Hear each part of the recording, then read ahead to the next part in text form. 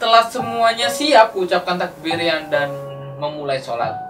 Awalnya tidak ada hal yang aneh saat sholat, tapi pada duduk antara sujud di rakaat ketiga, kupelankan suara dan bacaanku, lalu berfokus pada suara tersebut. Jika didengarkan, kemungkinan suara tersebut datang dari belakangku, seperti makmum. Saat itu aku mengira itu adalah suara Ila.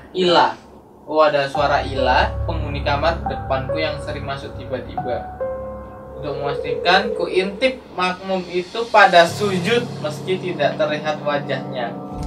Namun terlihat kain putih seperti rukuh sedang sujud di belakang. Melanjutkan sholat seperti biasa, tapi saat salam aku terkejut karena tidak ada siapapun di belakang.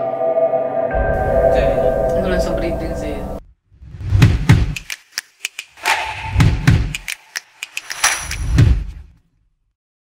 Halo guys, welcome to my channel. Sekarang aku lagi bersama Bayu di ruangan yang sangat sempit banget ya ini ya. Oke, ada ya cuma cukup 2 meja, 2 lighting, 1 kamera, 2 kursi, Air putih. Iya. Oke, Banyu, sekarang kita lagi mau ngapain nih? Kita mau podcast ya. Ini judulnya podcast menceritakan cerita-cerita horor nyata. Wow. Tapi kita ngambil ceritanya di mana? Di internet ya. Internet. Oke, jadi berhubung Menceritakan kita itu kembali. Kita akan menceritakan kembali dan mengupas ya, gitu ya. Mungkin nggak semuanya yang kita baca, cuman yang seru-seru aja mungkin ya Banyu ya. Oke, ayo Banyu next. Langsung aja. Yuhu. Yuk, masuk yang pertama. Oke, yang pertama ada Hotel Sky Garden.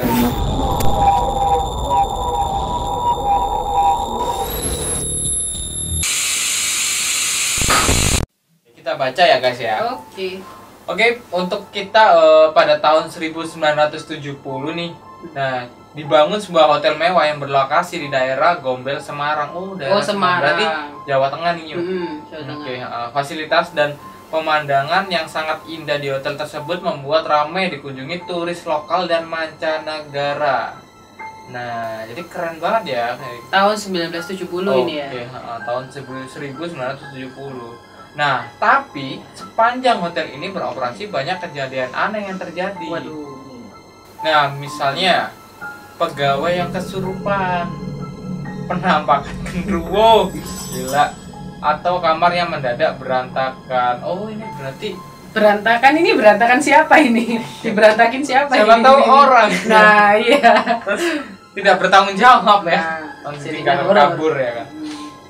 Positive thinking. Ya, kita mencoba positive thinking dulu ya guys ya, sebelum kita menuju ke sana kemari ngalor ngidul ya, betul kan? Betul. Oke. Nah, menurut beberapa penduduk lokal nih, keanehan yang terjadi di tempat tersebut disebabkan karena tempatnya. Nah, kenapa sih tempatnya ini, Nyo? Lokasinya dulu merupakan kuburan orang Tionghoa. Waduh, yang pada zaman Tionghoa itu kan yang kayak gunung-gunung. benar. Yang pada zaman bukan dong. Yang pada zaman Belanda diratakan untuk pembangunan. Ada juga yang berkata bahwa tempat itu merupakan pusat kerajaan gaib. Ngeri ya. Gaib ya. Semakin kesini semakin agak belum lah. Tapi saya masih belum merinding. Iya, gitu belum. Karena di sini dingin sih. Nah, katanya di sini tuh banyak karyawan yang sering kesurupan saat kerja. Tamu-tamunya gitu. Apa? Iya. Yang mana? Restoran. Kan ada tuh karyawan yang dikabarkan tempat masuk. Tamu-tamu juga banyak yang sering mendengar dan melihat penampakan hantu. Sebenarnya di mana-mana itu sebenarnya ada ya, guys ya. Betul sih. Tergantung orangnya aja. Tapi kalau misalkan di tahun-tahun segitu itu biasanya memang sering banyak kejadian aneh. Lanjut. Oke. Dari sempat mana ini? Nih, sempat ada kasus. Ternyata sempat ada kasus nih di mana seorang ayah yang menghabisi nyawa keluarganya sendiri sebelum membunuh dirinya sendiri dalam sumur. Oh, berarti dia itu membunuh keluarganya dulu. Berjamaah. Dia kan Jadi, imamnya. Iya, dia tuh nggak mau mati sendirian. Jadi dia ajak membunuh keluarganya, kan? keluarganya dulu, Oh, baru ngabisi dirinya. Biar barengan kayak ya. Iya iya iya. Bareng. Yang dipecuti biar bareng-bareng. Dan biar gak masuk penjara sih. Ya, Iya, benar-benar. Nah, banyak mungkin kebanyakan utang kali ya. Bisa jadi. Jadi jangan ya guys, jangan mati dulu kalau kamu punya utang sama aku. Oh, banyak yang utang sama kamu. Oh, enggak sih. Ada ya. Ada yang Mas. Kamu yang biasanya utang Iya. Oke. Banyaknya isu supranatural ditambah kasus sengketa tanah yang terjadi membuat tempat ini ditinggalkan pemiliknya pada tahun 1982. Tadi di tahun 1970. Berarti ya cukup lama ya, 70 ke 82. Ayo. 12 sih. 12 tahun. 12 tahun ya aktivitas kali ya. Dan itu penuh kejadian aneh. 12 berarti selama 12 tahun itu ada pembunuhan, Penampakan. penampakan genderuwo. Pembunuhan, tapi kan pembunuhan keluarganya sendiri. Cuman nyewa tempatnya lah. Nyewa tempatnya di hotel ya, keren sih. Karena kalau check out bayar. Oh iya, siapa tahu lupa gak bawa uang, terus gak ada kartu debit ya dulu ya. Iya, nggak tahu sih tahun 1980-an. Nah, itu cerita pertama di Sky Garden Semarang. Oke. Nanti Lanjut. bisa itu ya, ditampakkan gambarnya Hotel Sky Garden itu kayak gimana. Ini di sini sih ya cuma biasa aja sih. Biasa aja. Nah, Tapi kayak tanah yang kosong sudah gitu sih. terbengkalai sini ya. Lanjut. Oke. Ada kamar kosong di rumah sakit.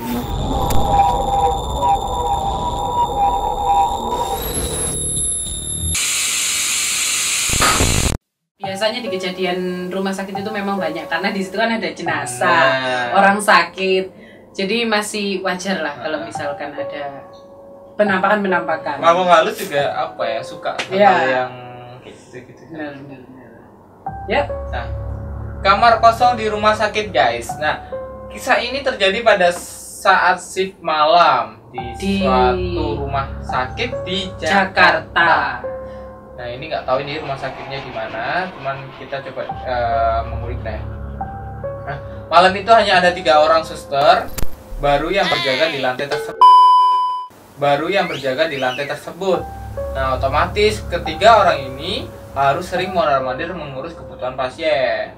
Nah, di lantai itu terdapat sebuah kamar kosong yang menjadi gudang sementara. Oh, berarti sebenarnya itu tempatnya pasien sih. Nah, cuman dikosongin buat gudang. Gitu kayaknya ya. Nah, ketiga suster ini diberi pesan untuk selalu menutup pintu kamar kosong ini jika tidak ada keperluan, terutama saat malam hari. Oh, sudah diwanti-wanti. Ini sih sebenarnya hampir sama cerita, bukan ceritaku sendiri sih, cerita temenku lebih tepatnya di suatu rumah sakit di Malang. Oh itu, Malang juga ada? Malang ada, jadi ceritanya nggak apa-apa kan cerita ya sambil menyambung. Jadi ceritanya dia lagi jalan ini, tahu kan rumah sakit yang itu loh, yang terkenal yang besar. Oh ya itu, tit gitu ya. Terus kan tahu kan lorongnya kayak gitu. Sambil makan ya. Tahu kan lorongnya kayak gitu. Dia jalan, terus ketemu itu satu suster tok. Satu suster, dia itu sambil bawa kursi roda, tapi kursi rodanya itu kosong. Nah, si temanku sama ceweknya ini, dia ikut, terus mau ke kantin karena lapar. Nah, di jam segitu kan pasti tutup. Kalau malam ya? Ya jam 12-an lah, dipikir masih buka. Nah, terus kesana lah. Pas masuk di kantin itu, orangnya kok ngikutin gitu kan si orang tadi. Tapi di dalam situ, suster itu ngikutin. Nah, di dalam situ itu posisinya ruame, jadi ada susternya, ada penjualnya, ada si cewek sama cowok itu. Tapi cowoknya ini kebetulan dia sadar, terus dia bilang, lah, kok tutup kok nggak ada yang jualan gitu. Lah ini jualan semua, tapi orangnya itu ngasih kayak diem toh gitu kan. Terus pas dilihat, pas uangnya jatuh diambil sama si cewek itu, ternyata nggak ada kakinya dong di bawah. Dan pas naik lagi Anjir merinding anjir. langsung kosong semua. Sumpah. Kosong semua dan itu tuh kayak gorengan apa-apa itu jadi ular-ular. Itu beneran jadian nyata itu. Di Malang. Di Malang. Gila merinding Gitu, coy. guys. Jadi kalau misalkan kalian ada cerita-cerita, bolehlah. Iya. Bisa lah di kolom komentar Di atau di komentar. DM kita ya. Itu sih karena temanku dia ngalamin sendiri sama si ceweknya. Gila sih aku diceritain itu. Merinding. Ya kalau rumah sakit sih. emang. Rumah sakit sih kebanyakan kayak gitu ya. Heeh. Nah, aku tuh kan sempet kemarin kan orang tua kan dari ayah kan ngamar ya di rumah sakit di Malang juga. Di Malang juga. Nah itu Ada gak cerita-cerita yang sebenarnya apa ya? Kan aku nggak bisa lihat, jadi kayak ngerasa gitu aja. Nah di situ emang kalau misalnya jam 9 ke atas itu pada sepi. Satpam pun juga udah mulai turun semua. Padahal satpam itu seharusnya kalau pas waktu pandemi kayak gini itu apa namanya? Joko dulu. Jaga setiap lantai. Nah ini kosong sama sekali kosong banget. Kamu nggak takut lagi? Dan itu aku harus nyebrang di gedung A ke gedung B. Dan itu aku cuma Sendiri. Kan nggak boleh bawa teman. Oh iya. Kan nggak boleh bawa teman. Jadi nunggu itu cuma satu orang. Dan itu cuma apa namanya? Cuma itu loh guys. Ngurus kartu parkir. Nah kan aku kan harus ke bawah. Nah ke bawah kan. Nah pas waktu ke bawah, aku coba lewat tangga darurat. Enggak, sama anu sih aneh-aneh sih sebenarnya. Sama mencari sih. Apa nggak lewat lift? Gini sih, lift kan lama. Saya salah sendiri di ruang. Kalau misalnya darurat kan sekali naik seret sudah salah sendiri. Iya. Nah, pas waktu kejadian itu, pas waktu ke lantai 2 ke lantai 3 kan tempatnya di lantai 3. Nah, kalau misalnya caranya masuk ke apa namanya? Pintu masuk ke kamar itu melewati lantai 1 naik ke lantai 2 terus nyebrang habis nyebrang ke gedung A ke gedung B baru naik ke lantai 3. Paham ya? Ribet ya? Ya emang agak ribet Iya, rumah sakitnya agak ribet karena aku di posisi depan bukan di belakang. Tapi ini beda rumah sakit sama yang tak ceritakan tadi kan? Oh beda. Yang baru dan bagus lah. Oke. Yang agak high class lah ya. Ya enggak juga. BPJS. Terus lanjut. Okay. Jadi pas waktu aku ke lantai 1 ke lantai 2 aku pakai lift. Naik tangga darurat. Aman nih guys. Tapi kalau kalian misalnya lihat ke atas, itu tangganya muter. Kayak gitu.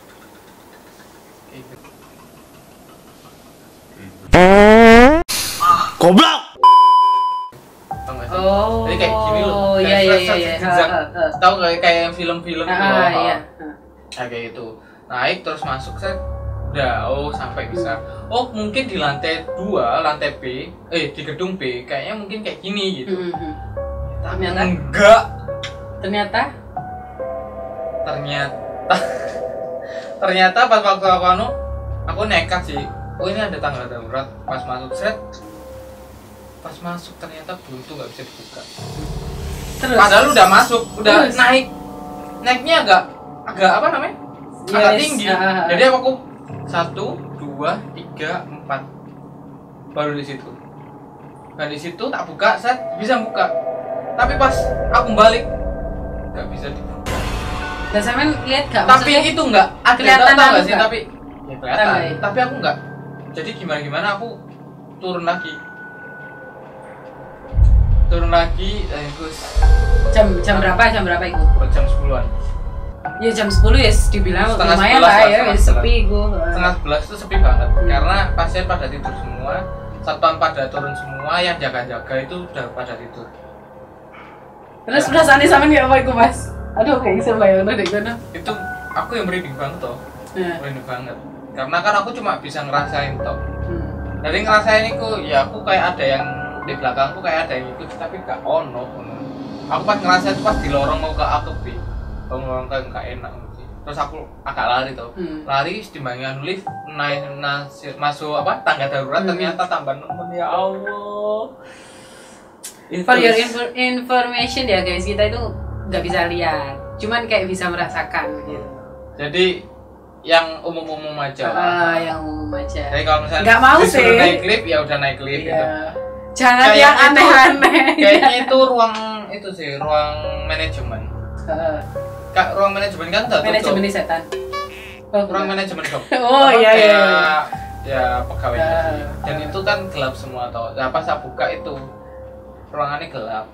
Kenapa sampean buka? Ya karena aku mau ke lantai 3. Paham nggak sih? Ya, paham. Ternyata itu kayak ada lantai 2,5 gitu loh. Tangga sih. Berarti ada setengah terus kurang naik lagi. Itu baru lantai sebenar. Aku gak bisa bayangin sih di gunung. Kemudian malam-malam kayak iso.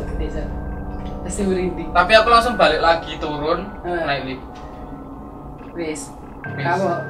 Kapok dan nggak mau lagi. Wis.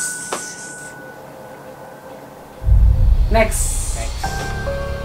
Sempat terdiam ya guys ya.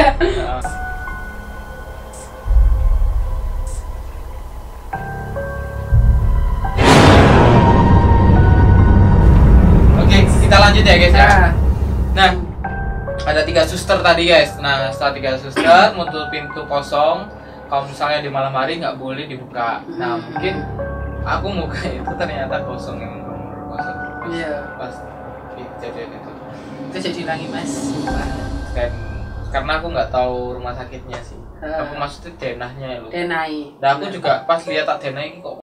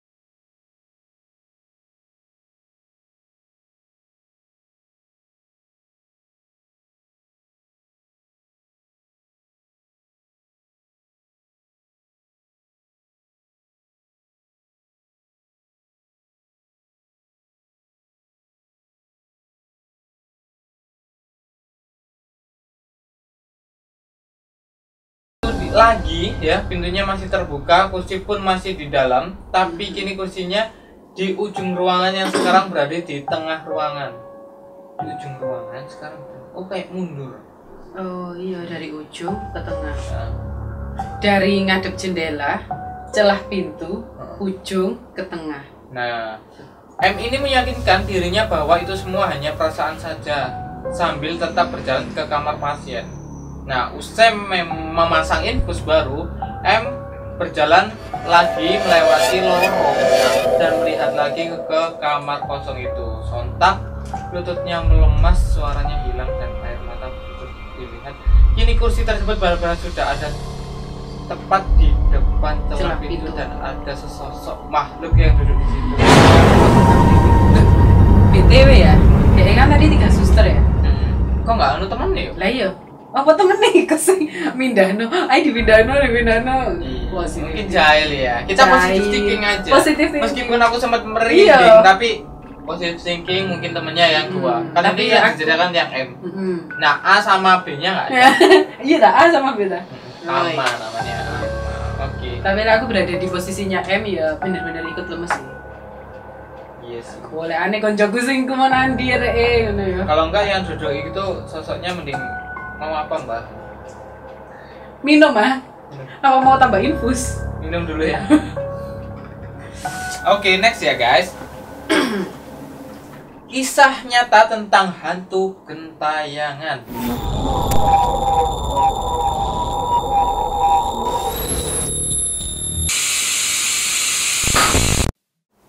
Ini merupakan cerita yang sudah lama beredar di kawasan di mana ini? Ciliwung. Cikini. Sungai Ciliwung. Kawasan Cikini. Tahun 90 ini. Cikini ku Jawa Barat kayak salah. Iya. Di komplek Taman Ismail Marzuki. Di tim. Iya benar, Taman Ismail Marzuki. Apa sih? Pada saat itu kawasan tersebut masih menjadi kebun binatang kota. Anak-anak yang tinggal di daerah sana kebun binatang sering bermain di tempat itu. Oh, berarti dulunya itu kebun binatang ya? Iya, makanya baru tahu. Taman Ismail Marzuki. Ya ternyata kawasan kebun binatang. Nah, pada tahun 1990-an ini sempat terjadi hujan yang sangat deras hingga badai. Malangnya, 2 orang anak yang bermain bola di sekitaran kebun binatang itu terperosok ke Sungai Ciliwung yang terperosok itu kayak terjatuh gitu ya. Kepreset ya ke Sungai Ciliwung yang meluap. Warga yang melihat kejadian itu tidak kuasa untuk menolong kedua anak tersebut karena derasnya arus. Setelah hujan reda, warga dan tim SAR diarahkan untuk mencari mereka, namun kedua jasadnya anak tadi tidak juga ditemukan. Jadi hilang ya. Iya, arusnya deres banget dan itu lagi hujan deras yang sampai badai gitu loh. Ya memang agak sulit ya, apa meneh, apalagi anak kecil. Iya sih. Setelah kejadian itu sering terlihat 2 anak yang asik bermain bola di dekat kandang macan. Setelah kejadian itu terlihat 2 anak. Kayak gentayangan kan? Sekarang jadi gedung teater tim guys. Tapi anehnya kedua anak itu baru mulai bermain di waktu maghrib saat anak-anak lainnya pulang. Makanya guys, kenapa waktu maghrib itu kalian nggak boleh keluar apalagi anak kecil-kecil itu nggak boleh keluar, harus masuk di dalam rumah. Nah, selain itu apa yuk? Selain itu mereka juga sering berlarian menembus kaca. Jadi kayak di film-film ya? Iya, kayak itu loh. Apa sih film? Iya, film apa sih nggak bisa nembus-nembus gitu? Limbat kayaknya, bukan itu. Casper. Oh iya kan, iya dah. Casper. Ya iso saya deh, iso menembus mana-mana. Ya kan setan hantu. Ya setan nggak usah dulu aku, tolong. Oke, yang keempat ada rumah kontrakan. Rumah kontrakan angker. Oke. Nah.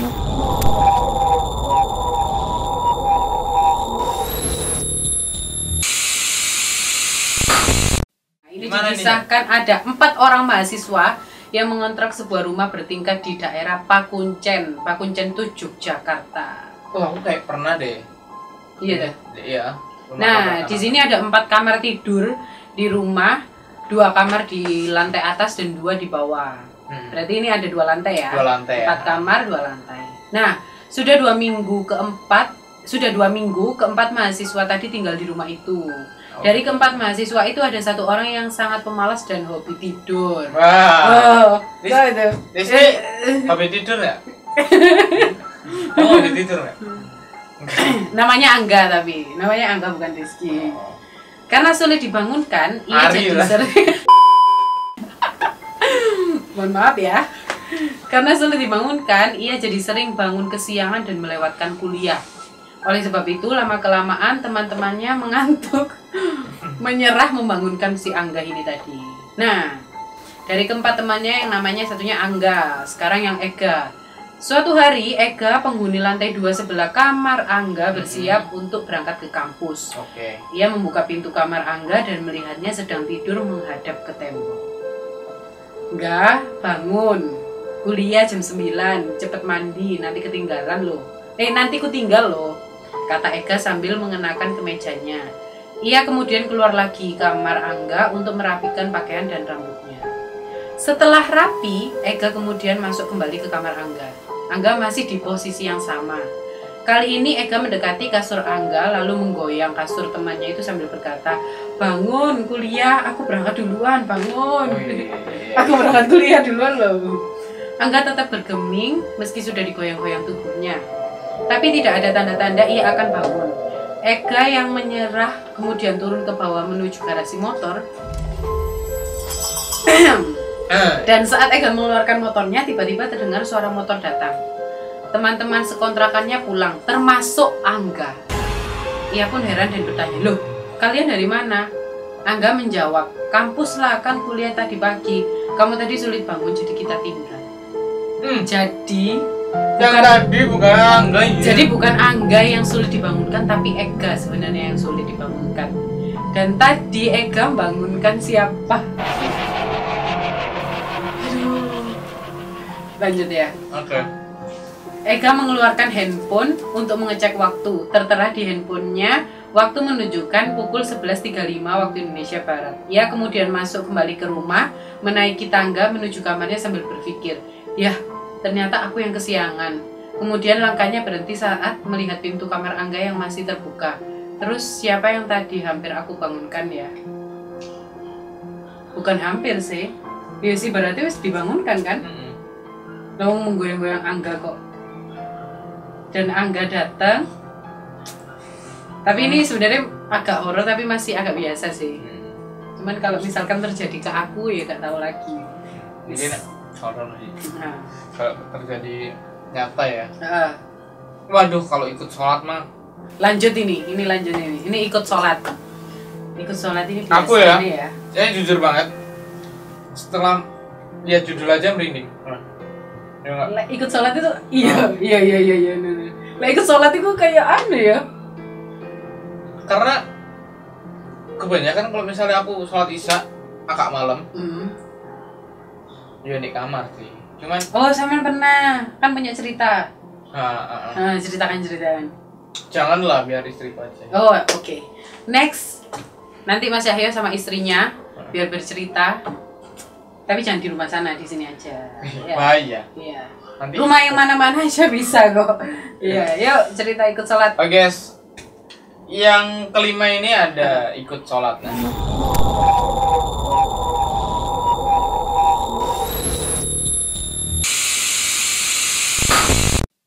Pada saat itu waktu menunjukkan pukul 11 malam, aku terbangun dari tidurku yang singkat.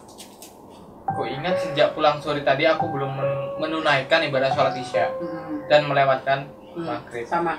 Nah, makanya kalau misalnya kalian sebelum tidur malam, mending sholat maghrib dulu, baru kalau misalnya pengen ngantuk banget, sholat. Tidur. Habis sholat maghrib, tidur. Oh iya. Nah, itu jangan pokoknya, asar. Lanjut. Ngantuk. Nah, itu bangun isya. Ya. Bangun pasti isya, karena maghrib tuh dikit banget waktunya. Nah, memang hari ini sangat melelahkan sebab aku harus menyelesaikan semua tugas ujian sebelum pulang ke rumah untuk menghabiskan libur semester anak kuliahan ya. Nah, di sini aku pun memaksa tubuhku yang masih lemas ini untuk berdiri. Ku ambil air wudhu di kamar mandi yang terletak di ujung lorong asrama. Berarti dia ini asrama. Setelah itu bersiap menggunakan mulut kena, cewek. Dan menggelar sajadah. Oke, sholat ya, Sat. Sering memang ya terjadi di asrama. Ini kayak film Makmum ya sih. Benar. Makmum kan ya. Betul kan. Setelah semuanya siap, ucapkan takbir dan memulai sholat. Awalnya tidak ada hal yang aneh saat sholat, tapi pada duduk antara sujud di rakaat ketiga, ini isya dulu nggak ya? Aku mendengar suara doa dalam sholat. Kupelankan suara dan bacaanku, lalu berfokus pada suara tersebut. Jika didengarkan, kemungkinan suara tersebut datang dari belakangku, seperti makmum. Saat itu aku mengira itu adalah suara Ila. Ada suara Ila, penghuni kamar depanku yang sering masuk tiba-tiba. Untuk memastikan, ku intip makmum itu pada sujud meski tidak terlihat wajahnya. Namun terlihat kain putih seperti rukuh sedang sujud di belakang.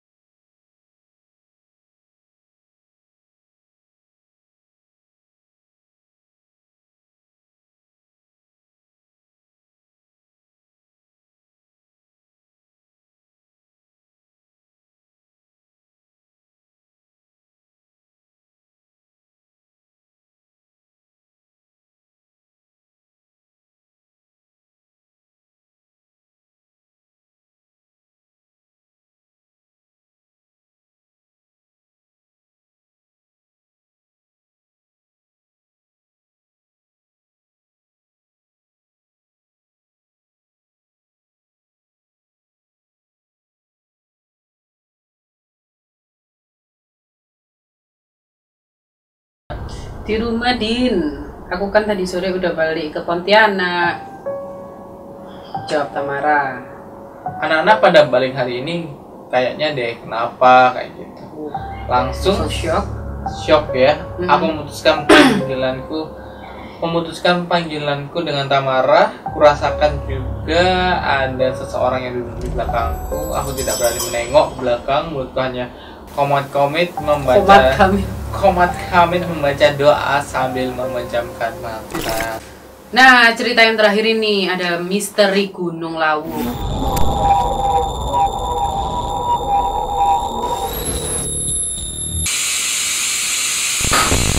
Nah, yang lagi viral saat ini ya, pendaki ada yang hilang, terus dia ketemu sama cewek yang dia sudah meninggalnya lama gitu. Itu lagi rame sih masalah misteri Gunung.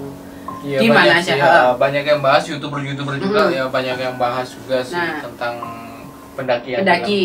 Nah, kali ini ceritanya di Gunung Lawu. Gunung Lawu merupakan gunung yang terkenal akan keangkerannya. Tak heran jika pada setiap malam bulan purnama warga sekitar memberikan sesajen di puncaknya. Karena faktor supernatural ini ada banyak peraturan dan larangan sebelum mendaki ke atas. Salah satu larangannya adalah jangan asal-asalan memindahkan batu yang disusun. Oh, berarti di situ ada bebatuan yang disusun, nggak boleh dipindah itu. Nah, konon sebelum mencapai puncak gunung dari jalur pendakian Candi Ceto, ada tempat yang menjadi pasar goib. Batu-batu tersebut dipercaya adalah tempat makhluk-makhluk tersebut menempatkan dagangannya. Jadi sebenarnya yang paling serem itu katanya ya, itu tuh di Gunung Lawu ada pasar goib. Nah itu ada satu pendaki, ada cerita satu pendaki itu dia udah dikasih tahu nanti kalau misalkan kamu dipanggil dari belakang nggak usah noleh, tetap jalan aja. Tapi kalau misalkan masuk di pasar, kamu beli, entah itu beli apa atau apa. Dan dia itu beli tisu. Kalau beli makanan itu, kalau dia keluar dari pasar kok itu nanti jadinya entah itu belatung, entah itu ular. Kalau tisu itu bisa berubah jadi kertas atau daun. Itu sih. Terus lanjut. Jika kamu mendaki gunung tersebut dan bayar uang. Bayarnya kita bayar uang. Emang harus itu. Tapi aku nggak tahu cerita lengkapnya ada yang kayak gitu, ada yang enggak kali ya. Mungkin bisa komen. Ya, ini kalau misalnya misteri Gunung Lawu bisa deh buat teman-teman kalau misalnya punya pengalaman di gunung ya, bisa di komen. Jika kamu mendaki gunung tersebut dan mendengar suara yang menanyakan ingin membeli apa, jawablah pertanyaan itu dengan air, batu, atau daun. Lalu berikan uang kepadanya. Jangan diam apalagi lari, sebab kemungkinan kamu tidak akan bisa kembali ke dunia nyata. Oh, berarti kayak cycle ya, kalau misalnya emang udah masuk ke pasar itu ya. Nah, kalau misalkan berarti kalau masuk di pasar goib nih, ditanya-tanya itu kamu harus jawab air, batu, atau daun. Itu tok wis. Nanti ngasihkan uangnya. Berarti dikasih 2.000 ya gak apa-apa ya. Jauh. Masa kayaknya katanya ngasih 100.000 ngono sosok ya gak ono. Lah jangan diam apalagi lari. Berarti terus jalan. Iya. Daripada gak bisa balik ke dunia nyata. Iya. Tapi saya pernah ke gunung mana? Gunung Bromo aja. Aja? Iya sih, sama Gunung Bromo toh. Benar. Bromo aja, karena Bromo itu aman banget. Aman, terus kan melihat keindahannya gitu kan. Karena bukan pendaki guys kita. Jadi buat pendaki yang mau menceritakan ceritanya bisa di kolom komentar. Gitu. Iya, betul sekali. Cuman kalau aku nginep sih biasanya di pantai. Pernah ada kejadian itu sih pas mau masuk kan ada temanku yang yang suka hal yang gitu mistis ya. Dan itu dia masuk, mobilnya disuruh berhenti dan itu sekitar jam 1 malam. Pas mau masuk ke pantai Meliep, itu pas mau masuk mobilnya berhenti sejenak. Terus temanku itu keluar di depan, atau apa nggak tahu. Situ mungkin pamit, mungkin permisi kali permisi, ya, permisi mau lewat. Karena itu langsung dadak gitu, tiba-tiba berhenti. Itu bawa 2 mobil, berhenti, seret, udah berhenti, ternyata itu mungkin izin permisi dulu, terus ya wis ayo aman, kita masuk terus sepi banget, nggak ada itu. Terus kita bangun tenda, berhubung itu pas waktu anginnya tidak bersahabat sama hujannya agak deras, tendanya itu hilang lah. Kemana nggak tahu. Wih. Terus? Jadi kita fungsi di mobil, masuk di mobil sama di warung-warung yang tutup, tidur di situ. Tapi aku nggak pernah berani kalau ke pantai, nginep nggak pernah. Kayak takut aja. Karena kan kerajaan sih. Ya, begitu guys. Apalagi kalau sweet itu malah bisa di pantai. Oh iya dah. Kayaknya di anu ya, apa? Jaranan ya? Enggak, di pantai juga. Baru tahu aku ini. Sweetan dia. Ombaknya gede gitu, makin gede. Oh, the bear. Serius. Kan dicoba? Enggak. Jangan mencobanya. Oke, segitu aja podcast misteri kali ini. Nanti mungkin ada request apa dari kalian, kita mau buat podcast apa mengundang siapa gitu ya, komen mengundang siapa, kita butiran debu mengundang siapa, kita hanya butiran debu. Ya udah guys, nanti komen di bawah, jangan lupa like, komen dan subscribe.